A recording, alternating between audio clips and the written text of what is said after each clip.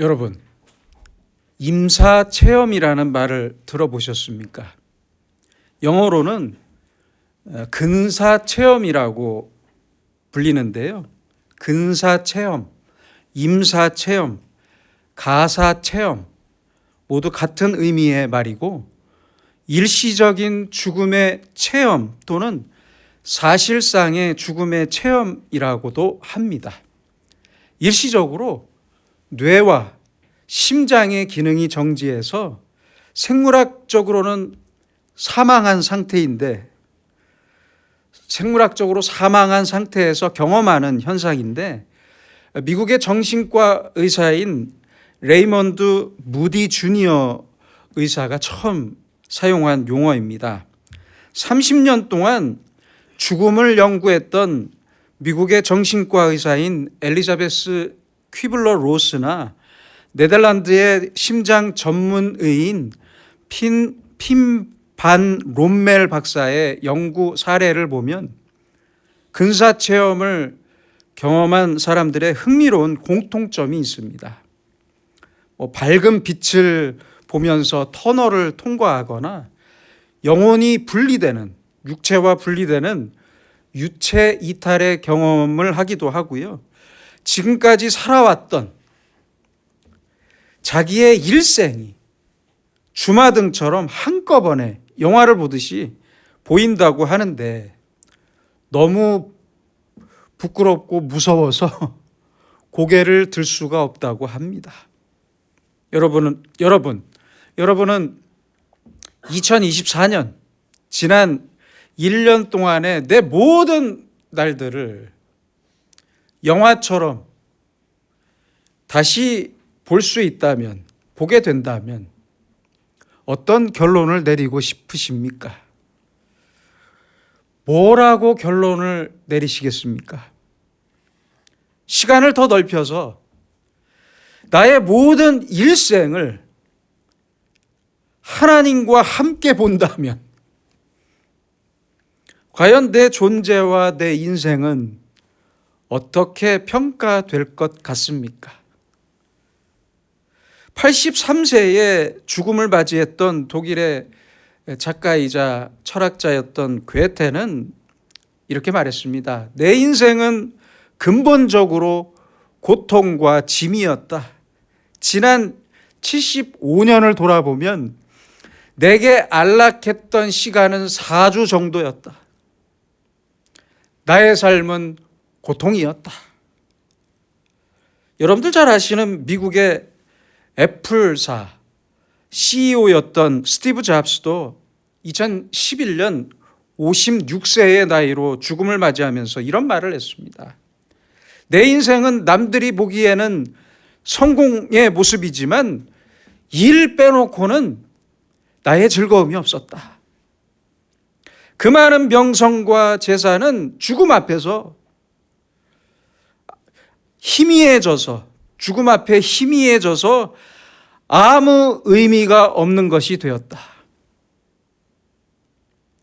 여러분도 지금 나의 존재를 객관적으로 돌아본다면 어떻게 평가하시겠습니까?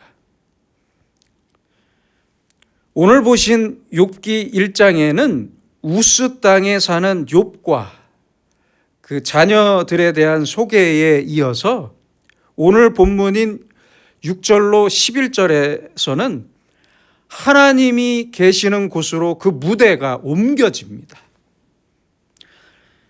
신학적이고 형이상학적이고 역사적인 복잡한 문제는 다 내려놓고 모두 제쳐놓고 우리는 오늘 이 성경의 말씀만 보도록 하겠습니다.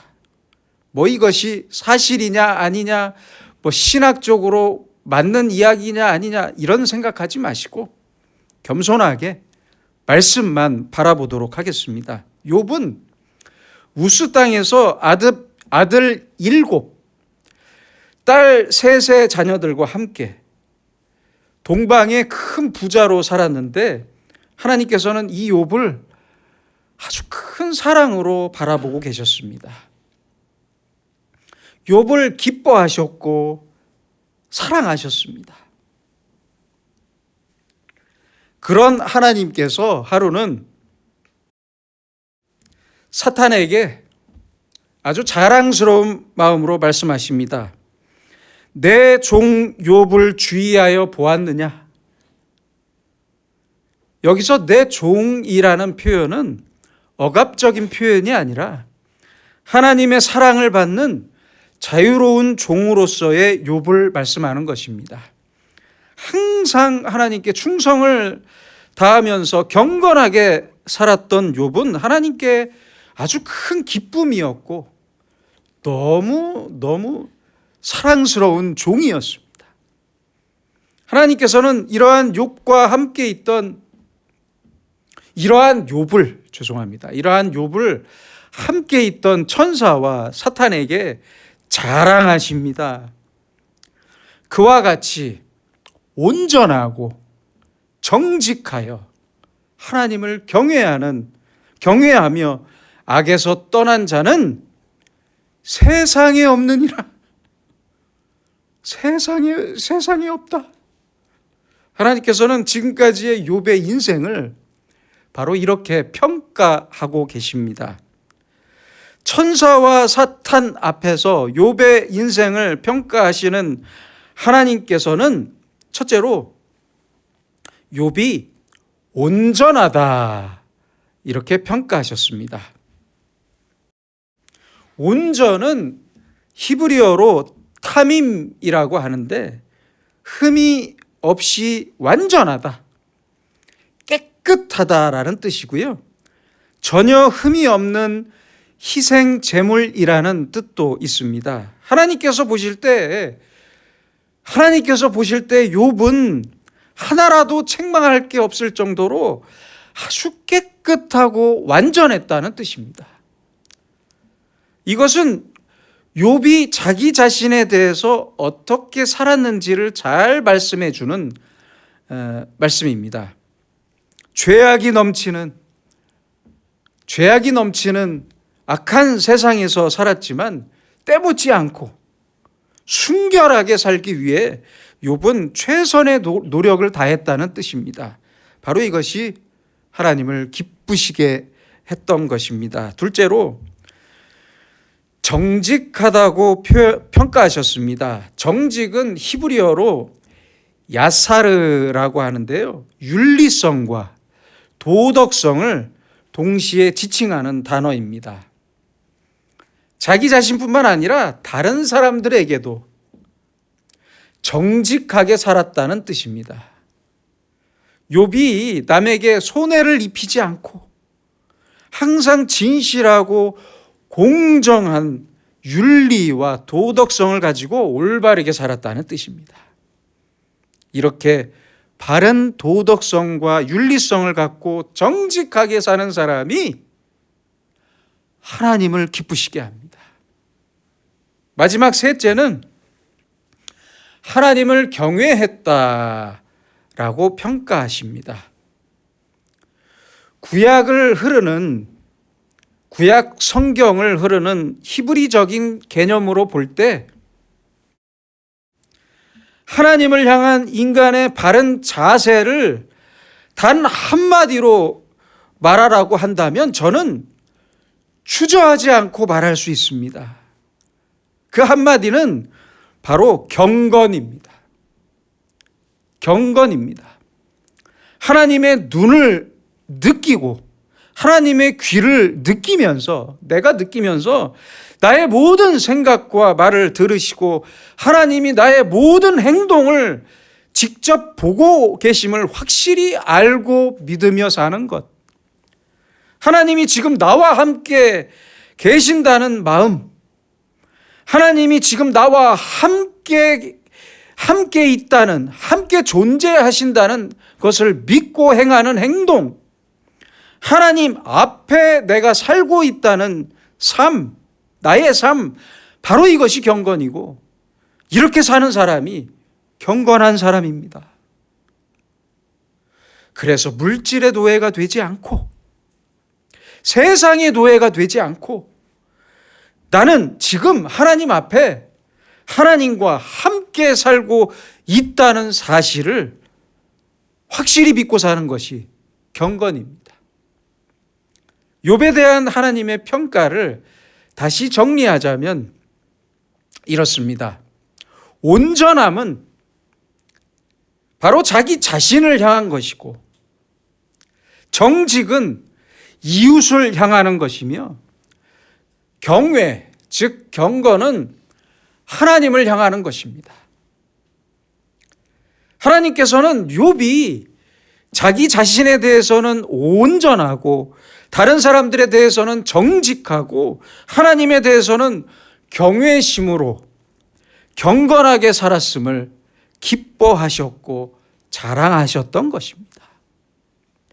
여러분, 지난 1년, 아니 지금까지의 나의 모든 인생을 돌아볼 때 내가 나 자신에 대해서는 온전하게 살았고 다른 사람들에 대해서는 정직하게 살았고 하나님을 향해서 경건하게 살았다고 생각하십니까?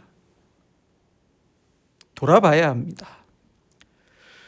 여러분, 이제라도 나를 돌아보면서 솔직하게 질문해 봅시다. 나는 온전하게 살았을까? 질문해 봅시다. 내 속에 내 인격과 양심과 도덕과 윤리에 대한 깨끗함이 있습니까? 세상에 살면서 우리는 많은 때가 묻었습니다. 그런데 사람들은 내가 때 묻은 이유를 남에게 묻습니다. 늘 내가 피해자라면서 피해의식으로 사는 사람들이 참 많아요. 그리스도인들 중에도 많더라고요.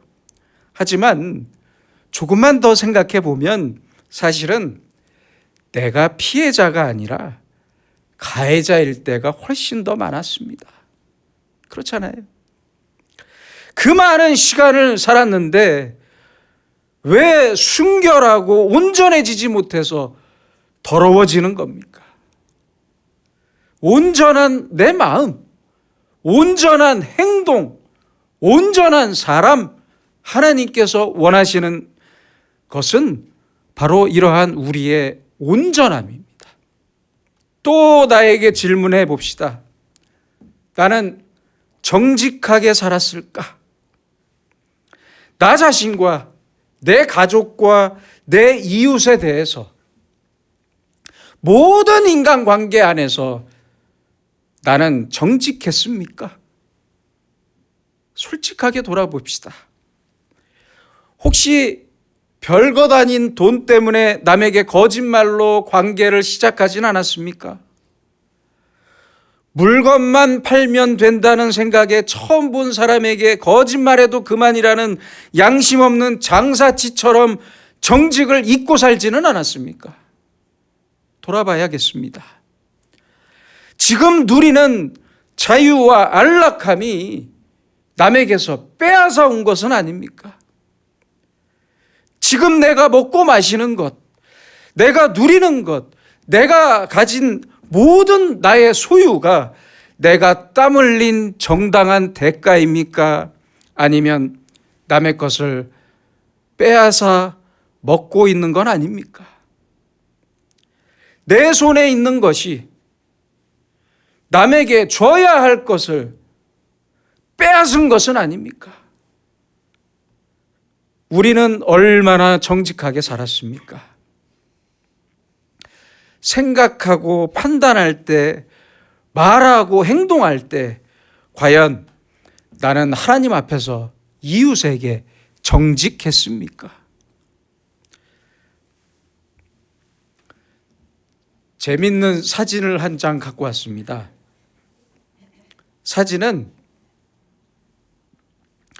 대전광역시 대덕구에 있는 어느 주유소의 사진인데요. 가짜 석유를 팔다가 걸려서 6개월의 영업정지를 당한 업체입니다. 주유소입니다. 전에는 이렇게 걸리면 현수막으로 내부 인테리어 중입니다. 내부 인테리어 공사 중입니다. 이렇게 써붙이고 가림막을 씌워서 적당히 넘어갔는데 이제는 구청에서 직접 단속된 사실을 현수막으로 붙인다고 합니다. 그런데 이렇게 가짜 석유를 팔다가 걸린 주유소의 이름이 뭐예요?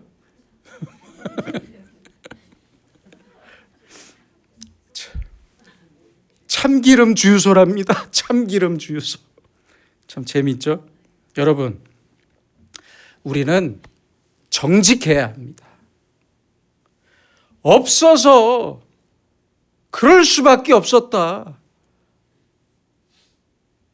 이렇게 말할 게 아니라 없어도 정직할 수밖에 없었다.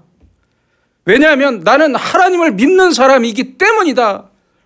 이렇게 말하고 살아야죠. 그렇잖아요. 마지막으로 하나만 더 질문합시다. 나는 경건하게 살았을까?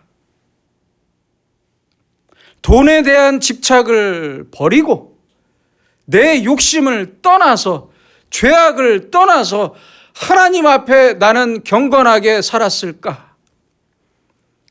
하나님을 경외하면서 신실하게 살았나? 내가 하나님께만 목적을 두고 하나님의 뜻과 영광을 위해 살았나? 그 어떤 일이라도 내가 일을 할 때 하나님을 먼저 생각하고 하나님을 먼저 기억하고 살았는가? 항상 질문해야 합니다. 우리는 왜 이렇게 하나님에 대한 건망증이 심한 겁니까? 너무 건망증이 심해요. 하나님 앞에 살고 있다는 사실을 다 잊어버리고 하나님의 심판도 있고 하나님의 은혜도 있고 하나님의 사랑까지 다 잊어버리고 삽니다. 오늘 본문의 말씀 바로 전인 5절의 말씀입니다. 그들이 차례대로 잔치를 끝내면 욥이 그들을 불러다가 성결하게 하되 아침에 일어나서 그들의 명수대로 번제를 드렸으니 이는 욥이 말하기를 혹시 내 아들들이 죄를 범하여 마음으로 하나님을 욕되게 하였을까 함이라. 욥의 행위가 항상 이러하였더라. 욥은 아들이 7명이었고 딸이 3이었어요. 10명의 자녀를 두었습니다. 자식이 많은 부모님들이 항상 하시는 말씀이 있죠. 가지 많은 나무에 바람 잘 날 없다. 제 개인적으로는 욥의 자녀들이 모두 욥과 같았을 것이라고 생각하지 않습니다. 그렇지 않아요. 그렇잖아요. 착한 자식도 있고 못된 자식도 있었을 거예요. 평소에 이 자녀들이 모여서 생일 파티를 했어요. 모두 모여서 함께 모여서 먹고 마셨습니다. 욥은 이렇게 자녀들이 모여서 먹고 마시면서 신나게 떠들었을 때 혹시라도 한 자녀라도 죄를 짓고 하나님을 욕되게 했을까 봐 자녀들을 위해 번제를 드렸습니다. 자기 자신의 경건을 위해 노력했을 뿐만 아니라 자녀들의 경건을 위해서도 노력했습니다. 때로 경제적으로 윤택한 잘 사는 부모들을 보면 자녀들을 잘 먹이고 입히고 공부시키고 나중에 커서 큰 돈을 주면 큰 집이라도 사주고 큰 돈을 주면 자기의 부모 역할이 다 끝나는 줄 알아요. 천만의 말씀입니다. 아니에요. 큰 착각입니다. 실제로 대기업의 자식이나 정치인들의 자식들을 보면 그 생각과 행동이 한심한 사람들이 얼마나 많습니까? 그렇잖아요. 자녀들에게, 우리 부모가 자녀들에게 줄 수 있는 가장 큰 유산은 돈이 아니라 나의 온전함과 나의 정직함과 나의 경건을 통해서 나의 믿음을 전해주는 것이 가장 큰 유산이고 가장 소중한 유산입니다. 욥의 행위가 항상 이러하였더라. 욥은 바로 이렇게 경건한 사람이었습니다. 또한 오늘 본문에는 욥을 칭찬하시는 하나님께 사탄이 참 한마디 합니다. 9절입니다. 사탄이 여호와께 대답하여 이르되 욥이 어찌 까닭없이 하나님을 경외하리이까? 참 제가 옆에 있었으면 한 대 때려주고 싶어요. 이어서 11절입니다. 이제 주의 손을 펴서 그의 모든 소유물을 치소서. 그리하시면 틀림없이 주를 향하여 욕하지 아니하겠나이까? 욕하지 않겠나이까? 이는 욥의 온전함과 욥의 정직과 경건은 받은 게 있기 때문이라는 말입니다. 하나님을 향한 조건적인 사랑을 말하고 있는 거예요. 실화입니다. 제가 한 달이 건너서 들은 이야기인데요. 어떤 여성이 결혼을 했는데 그 친구인 사람이 해줬던 이야기예요. 결혼한 지 얼마 안 된 자기 친구가 만날 때마다 그렇게 남편 흉을 보고 욕을 하더랍니다. 그런데 어느 날부터는 얼굴이 환해지고 남편을 그렇게 칭찬하더랍니다. 왜 무슨 일이냐고 물었더니 남편이 결혼할 때 부모님이, 그러니까 시부모님이 사준 집이 있는데 공동명의로 해달라고 그렇게 졸랐지만 안 해주다가 이번에 공동명의로 해줬다고. 왜 이러는 겁니까 도대체? 그래서 얼굴에 꽃이 폈대요. 아니, 그러다가 그 남편 실직이라도 하면 어떻게 되겠습니까? 사람이 참 이렇게 간사한 면이 있어요. 오늘의 사탄은 바로 이 점을 꼬집은 거예요. 하나님을 향한 여러분의 믿음과 경건은 상대적입니까? 조건적입니까? 아니면 절대적입니까? 항상 돌아봐야 합니다. 하나님은 욥을 확실히 믿으셨습니다. 그래서 사탄의 시험을 허락하셨고 욥은 전부를 빼앗겼습니다. 자기 생명 빼놓고는 다 빼앗겼어요. 하지만 꼭 기억하세요. 욥의 고난을 통해서도 하나님은 영광을 받으십니다. 우리는 그 어떤 상황에 처했더라도 언제나 절대적으로 온전하고 절대적으로 정직하고 절대적으로 경건해야 합니다. 왜요? 내가 지금 큰 어려움에 빠졌다면 하나님은 그런 지금의 나를 믿고 기다리시기 때문입니다. 그렇잖아요. 지금의 어려움과 고통의 시간은 하나님이 나를 버린 시간이 아니라 나를 믿고 기다리시는 시간입니다. 욥은 가진 물질이 많았기 때문에 경건했던 사람이 아니었습니다. 그가 가졌던 소유와 축복은 아무런 상관이 없었습니다. 그랬잖아요. 다 빼앗겼어도 그는 똑같이 진실했고 똑같이 정직했고 똑같이 경건했기 때문입니다. 그의 온전함과 그의 소유는 상관이 없었습니다. 별개였습니다. 그의 정직과 축복도 별개였습니다. 그리고 그의 경건과 그의 부귀도 별개였습니다. 그가 누렸던 그 많은 부와 축복은 덤으로 주어진 것이었을 뿐입니다. 그랬잖아요.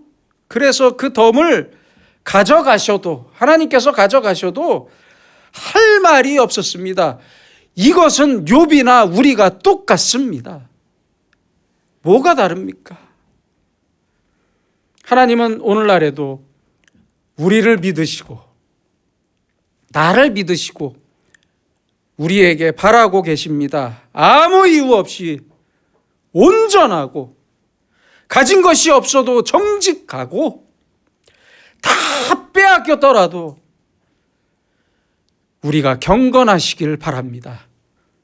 하나님께서는 그 어떤 상황에서도 우리가 모두 온전하고 정직한 신앙인이 되고 성숙하고 경건한 하나님의 사람이 될 것을 확실히 믿고 기다리고 계십니다. 바로 여기에 이제 지나간 2024년을 정리하고 새로운 2025년을 맞이하는 우리의 존재의 이유가 있습니다. 기도하겠습니다.